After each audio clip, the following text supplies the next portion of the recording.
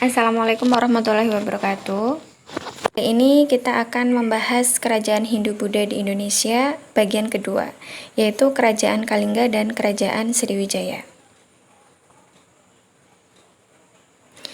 Ya, jadi yang pertama adalah Kerajaan Kalingga. Kerajaan ini berdiri sekitar abad ke-6 dan berkembang pada abad ke-7 sampai 9. Letaknya ada di Kecamatan Keling. Nah, Kecamatan Keling ini berada di daerah Jepara. Jadi, kerajaan ini berada di pesisir pantai utara Jawa. Untuk latar belakang berdirinya, jadi kemungkinan kerajaan Kalingga ini berdiri karena ada sekelompok orang dari Orissa. Orissa itu merupakan sebuah kerajaan di India ya. Nah, karena kerajaannya ini diserang oleh musuh, kemudian orang-orang dari Orissa ini melarikan diri ke Pulau Jawa. Setelah mereka sampai ke Pulau Jawa, mereka kemudian mendirikan kerajaan baru yang disebut sebagai Kerajaan Kalingga. Nah, ini merupakan peta kekuasaan Kerajaan Kalingga.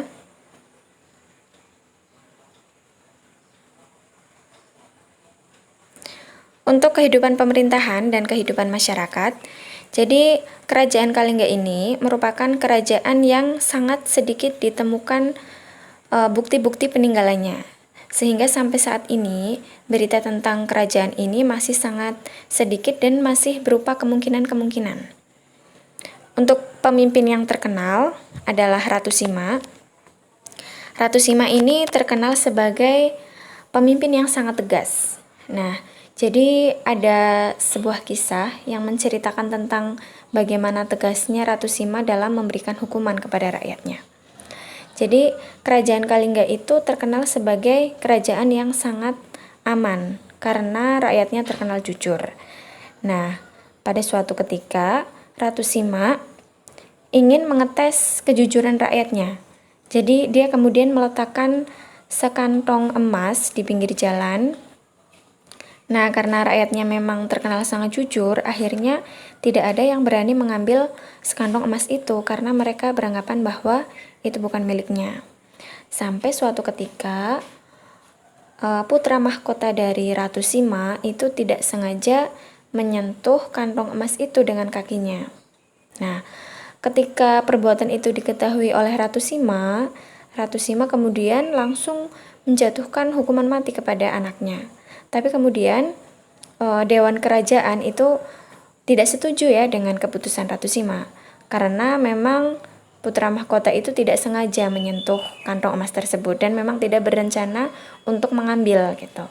Jadi akhirnya hukumannya kemudian diberi keringanan, yaitu hanya dihukum potong kaki karena menyentuhnya itu dengan kakinya.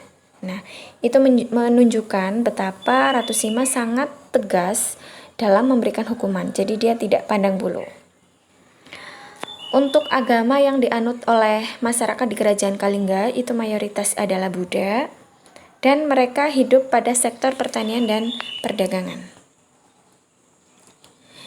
Untuk peninggalannya ada prasasti dan candi. Ada Candi Angin, Candi Bubrah, ada prasasti Tukmas, prasasti Upit, dan satu lagi ada prasasti Sojomerto.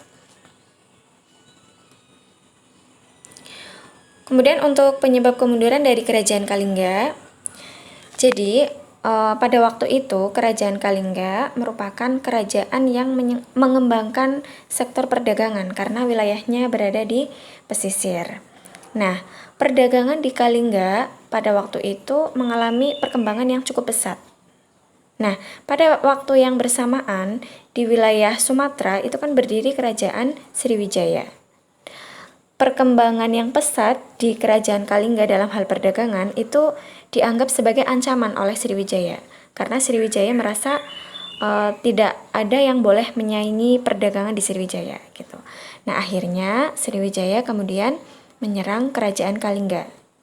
Nah, dalam penyerangan itu akhirnya Kalingga mengalami kekalahan, kemudian Kalingga memindahkan pusat pemerintahannya ke wilayah pedalaman. Jadi pusat pemerintahan Kalingga nantinya sudah tidak di wilayah pesisir lagi.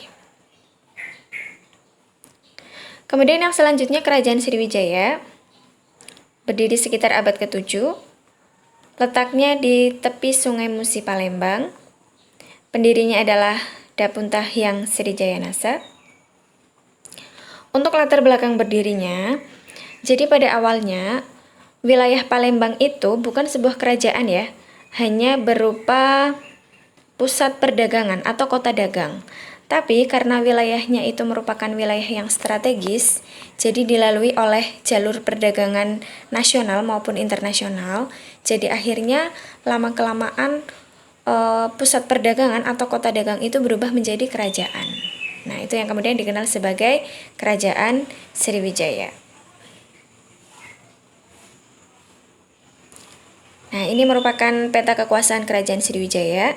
Jadi wilayahnya sangat luas ya, meliputi Pulau Sumatera, Pulau Jawa, kemudian meliputi wilayah Melayu atau yang sekarang disebut sebagai Malaysia dan Singapura, sampai ke wilayah Thailand ya.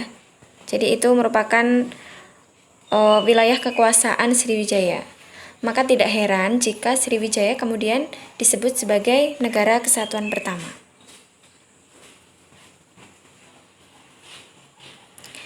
Untuk raja-raja yang pernah memerintah, pendirinya adalah Dapunta Hyang. Raja terkenalnya adalah Balaputra Dewa. Dan raja terakhirnya adalah Rajendra Maulimali Warmadewa.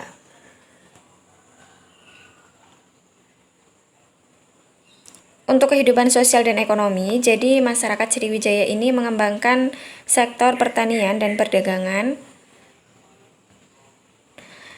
Dan untuk agama yang dianut adalah mayoritas agama Buddha. Bahkan nanti pada perkembangannya, Sriwijaya menjadi pusat agama Buddha di seluruh wilayah Asia Tenggara. Jadi kalau ada orang yang ingin mempelajari agama Buddha, itu mereka pasti belajar di Sriwijaya. Dan untuk pendeta terkenal yang mengajarkan agama Buddha di Sriwijaya itu adalah Sakyakirti. Ini untuk peninggalan-peninggalannya.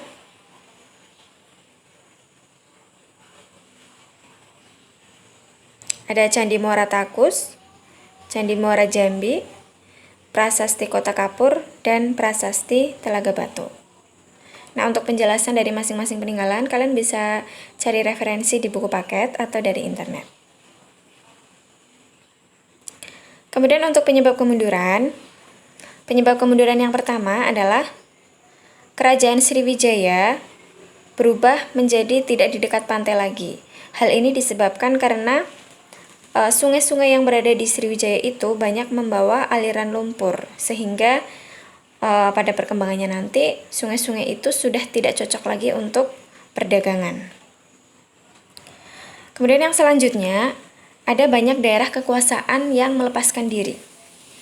Jadi banyaknya daerah yang melepaskan diri ini menyebabkan Kerajaan Sriwijaya semakin sempit. Nah, kemudian yang ketiga adalah Sriwijaya mendapatkan serangan dari kerajaan lain ya. Baik itu dari Cholamandala yang merupakan kerajaan dari India, kemudian diserang oleh Singosari, kemudian yang terakhir diserang oleh Majapahit. Jadi nantinya Kerajaan Sriwijaya itu benar-benar hancur setelah diserang oleh Majapahit, dan akhirnya nanti Kerajaan Sriwijaya ini menjadi wilayah kekuasaan dari Kerajaan Majapahit. Hanya itu yang bisa Bu Guru sampaikan. Terima kasih atas perhatiannya. Wassalamualaikum warahmatullahi wabarakatuh.